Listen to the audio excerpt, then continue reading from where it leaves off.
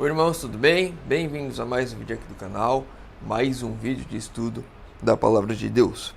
Hoje, continuando no bíblico, nós vamos ler o Desejar de Todas as Nações, capítulo 23.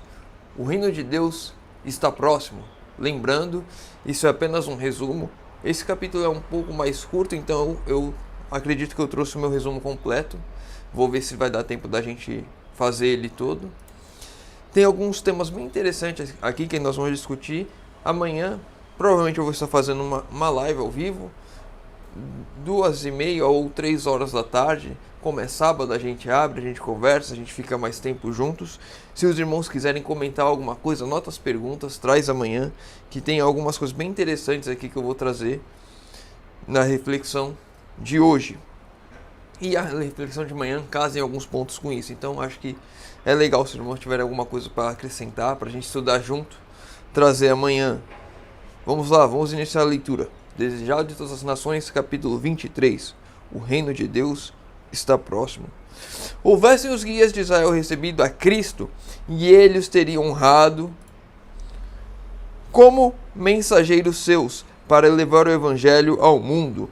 Foi-lhes dada primeiramente a eles a oportunidade de se tornarem arautos do reino e da graça de Deus. Mas Israel não conheceu o tempo de sua visitação.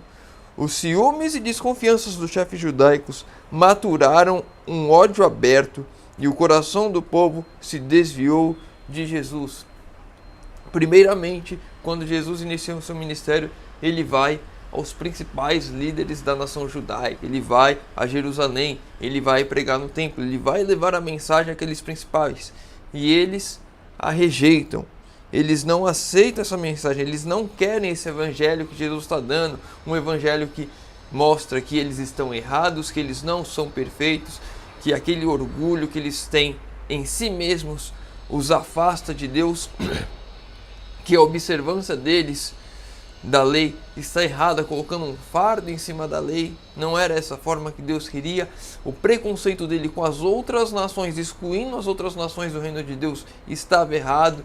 Tudo isso que aquele povo trazia, aqueles líderes traziam e que ensinavam ao povo ia contra aquilo que Jesus estava pregando. E por isso eles o rejeitaram. Eles tinham ciúmes de Jesus porque eles pregavam uma mensagem totalmente diferente.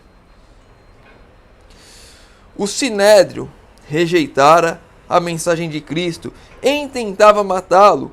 Portanto, Jesus partiu de Jerusalém, afastou-se dos sacerdotes do templo, dos guias religiosos do povo que foram instruídos na lei, e voltou-se para outra classe, para proclamar sua mensagem e remir os que haviam de levar o evangelho a todas as nações.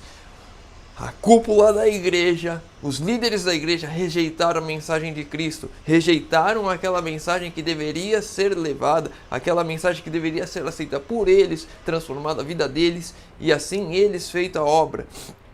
Eles rejeitaram, então Jesus foi a outro grupo. E olhando para esse texto aqui em específico, eu vejo isso muito parecido com o que nós temos hoje dentro da igreja. Líderes, pastores rejeitando uma mensagem que devemos pregar e viver.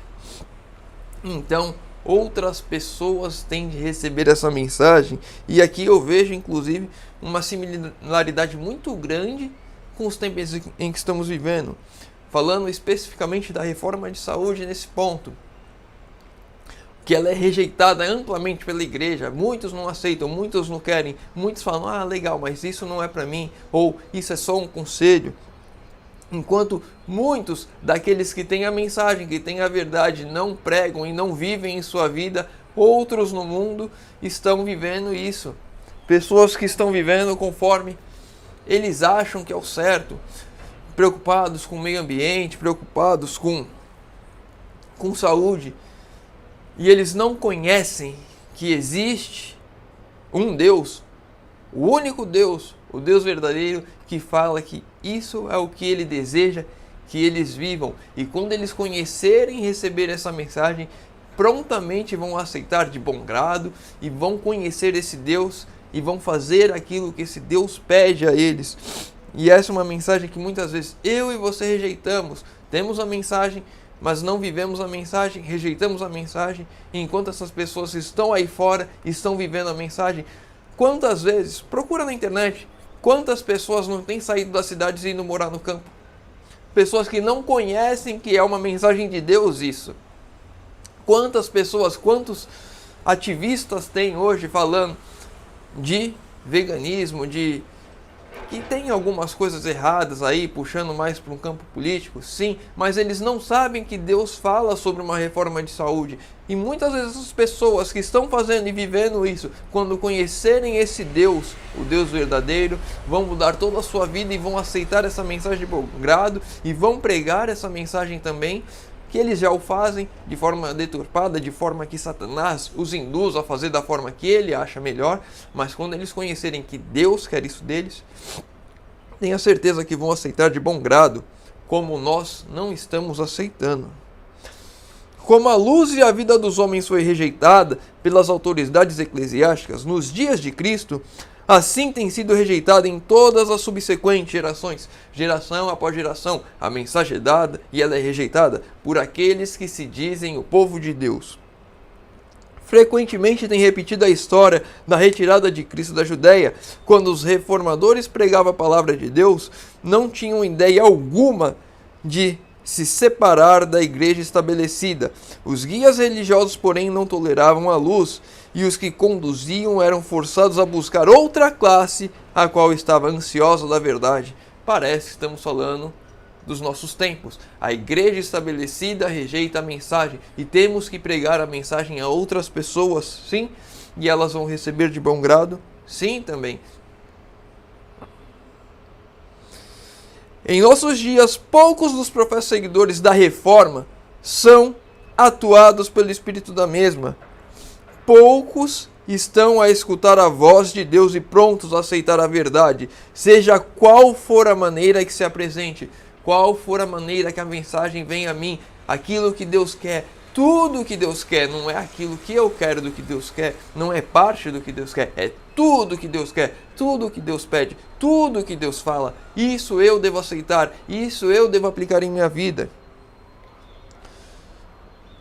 Muitas vezes os que seguem os passos dos reformadores são forçados a retirar-se da igreja que amam, a fim de declarar o positivo ensino da palavra de Deus. E eu tenho visto muitas pessoas que professam amar a verdade, que pregam a verdade. Não vi nenhum ponto de algumas dessas pessoas que é contra a verdade sendo excluídas da igreja justamente por pregarem e por viver a verdade, porque não é uma verdade grata à igreja. Infelizmente está tendo esse choque dentro da igreja. Eu já vou falar um pouquinho mais sobre isso, já. Deixa a gente terminar esse parágrafo. E muitas vezes os que estão à procura da luz são, pelos mesmos ensinos, obrigados a deixar a igreja de seus pais a fim de prestar obediência. Se eu quero ser fiel a Deus, muitas vezes sou obrigado a sair da igreja, porque a igreja vai contra a fidelidade. Um ponto importante aqui, antes da gente continuar. O Espírito de profecia deixa claro que a igreja é a menina dos olhos de Deus e ela não vai cair. Eu tenho visto muitas dessas pessoas que, por esses motivos de terem saído da igreja, por viver a verdade, por quererem pregar a verdade, elas falam que a igreja como instituição vai cair. Mas a igreja em si somos nós, é eu e você que buscamos viver a verdade. E isso está certo até certo ponto.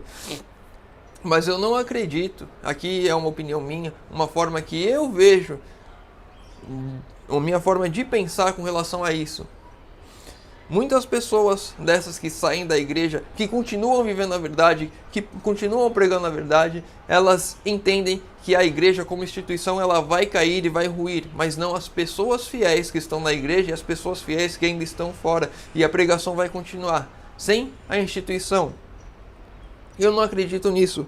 Eu acredito que essas pessoas que estão vindo de fora, que estão conhecendo a verdade, que estão aceitando a verdade, que conhecem esse Deus de coisas que elas já fazem e elas não sabiam que Deus fazia isso, que Deus pedia isso delas, essas pessoas e nós que estamos sim sendo reavivados, reformando as nossas vidas, vamos tomar a frente da igreja e vai ser um choque tão grande com essas pessoas que não querem a reforma, não querem de fato mudança, que não aceitam essas coisas na sua vida, que essas pessoas vão sair. Eu tenho essa visão, eu acredito nisso. Eu não acredito que a igreja como instituição vai cair até o momento que ela de fato tenha que fechar pelo decreto dominical. Eu acredito que ela vai ficar de pé com o estandarte da bandeira de Cristo, e cada vez mais nós vemos pessoas de dentro da igreja e pessoas de fora da igreja aceitando as verdades bíblicas e vivendo as verdades bíblicas. E esse incômodo vai fazer com que esses líderes que não aceitam, porque assim como antigamente nós já lemos a história de Nicodemos, também temos o exemplo de José de Arimateia, que eram membros do Sinédrio, há pessoas fiéis dentro da nossa liderança, há pessoas que querem essas mudanças sim, há pessoas que não têm força sozinhas e precisam de nós trabalhando e atuando juntos com eles para fazer essas mudanças, e aí de fato tirar esse joio que está no meio do trigo, tirar esse povo que prega contra a verdade ao falar que são apenas conselhos, que ainda não chegou o momento, e de fato que nós, aqueles de fato reavivados e convertidos, reformados, junto com esses que estão lá em cima e que querem essas mudanças também, que estão de fato reavivados e convertidos, nós juntos iremos purificar, vamos dizer assim a palavra, purificar a igreja, transformar a igreja como um todo, e não deixar essas coisas erradas como nós vemos acontecendo. É uma opinião minha, algumas pessoas acham que a igreja vai ruir e vão ficar só as pessoas, mas é uma reflexão importante a se fazer. Eu não entendo que a igreja como instituição vai acabar ou vai ruir antes do decreto dominical, antes de que ela seja forçada a fechar, e ela vai viver em princípios puros sim, fazendo toda a vontade de Deus. É o que eu acredito. Diferente do que algumas pessoas que já tiveram seus nomes excluídos da igreja por viverem e pregar a verdade. Talvez aí sejamos os próximos a isso, principalmente por estarmos falando isso aqui na internet. O povo da Galiléia era desprezado pelos rabis de Jerusalém, como rústico e ignorante, ou seja, os líderes religiosos rejeitavam aquelas pessoas, porque eles eram pobres, eles eram simples, então eles eram ignorantes e eles não mereciam a iluminação que os líderes tinham de tanto estudo e tanto preparo e tanta observância da lei que eles tinham. Apresentava, todavia, campo mais favorável à obra do Salvador. Essas pessoas que são ignorantes, que elas não têm o conhecimento de Deus ainda, é um campo muito mais favorável para se pregar, porque Deus já diz que devemos viver e fazer aquilo que elas estão fazendo sem conhecer e sem entender. Eram mais fervorosos e sinceros, estavam menos sob a influência da hipocrisia, tinham mais aberto o espírito à recepção da verdade. As pessoas que não conhecem a verdade têm um espírito mais aberto à recepção da verdade do que aquelas que conhecem a verdade e a rejeitam, ou encobrem, ou não querem aceitar um todo. Pessoas que não conhecem a verdade têm um espírito mais aberto a receber a verdade. O tempo da vinda de Cristo, sua unção pelo Espírito Santo, sua morte e a pregação do Evangelho aos gentios fora definitivamente indicados. O povo judeu teve o privilégio de compreender essas profecias e reconhecer o seu cumprimento na missão de Jesus. Cristo insistia com seus discípulos quanto à importância do estudo profético. Cristo insistia com seus discípulos a importância do estudo profético. Hoje em dia, há importância e há necessidade do estudo profético. É uma insistência que eu e você devemos ter em nossas vidas, assim como Cristo tinha com seus discípulos, e o Espírito Santo irá nos conduzir a compreendermos todos os tempos proféticos, tudo aquilo em que estamos vivendo, tudo aquilo que devemos fazer e modificar em nossas vidas, a reforma por completo, abandonando tudo aquilo que nos afasta de Deus e fazendo toda a vontade de Deus. Para a gente encerrar o último capítulo, o último parágrafo. Os judeus interpretaram e aplicaram mal a palavra de Deus e não conheceram o tempo de sua visitação. Os anos do ministério de Cristo e seus apóstolos, os últimos anos da graça para o povo escolhido, passaram-nos tramando a destruição dos mensageiros do Senhor. Terrestres ambições os absorviam, e o favorecimento do reino espiritual foi-lhes feito em vão. Assim, hoje, o reino deste mundo absorve o pensamento dos homens, e não observam o veloz cumprimento das profecias e os indícios do rápido aproximar do reino de Deus. Da mesma forma como nos tempos em que Cristo estava aqui, os apóstolos estavam aqui, eles eram rejeitados, e aqueles líderes religiosos tramavam a destruição deles, porque era contra aquilo que eles estavam vivendo. Assim, nos dias de hoje, nós estamos absorvidos pelas ambições terrestres, os nossos líderes estão absorvidos pelas ambições terrestres também, e desta forma, todos aqueles que estão absorvidos vão se enraizando nesse mundo, vão ficando cada vez mais aqui, vão rejeitando cada vez mais a mensagem e não percebem quão próximo estamos de Jesus voltar. A gente já falou trocentas vezes aqui, o irmão já deve ter ouvido trocentas vezes, que essa pandemia não foi nada perto do que está por vir. Os tempos estão mudando muito rápidos e cabe a mim e a você tomarmos uma decisão hoje ao lado de Cristo. Não é amanhã, não é depois de amanhã, não é daqui a 10 minutos, é agora. A minha mudança começa hoje e agora, porque os tempos estão mudando, a volta de Jesus está cada vez mais próxima, e quando nós menos esperarmos, nós veremos Jesus voltar.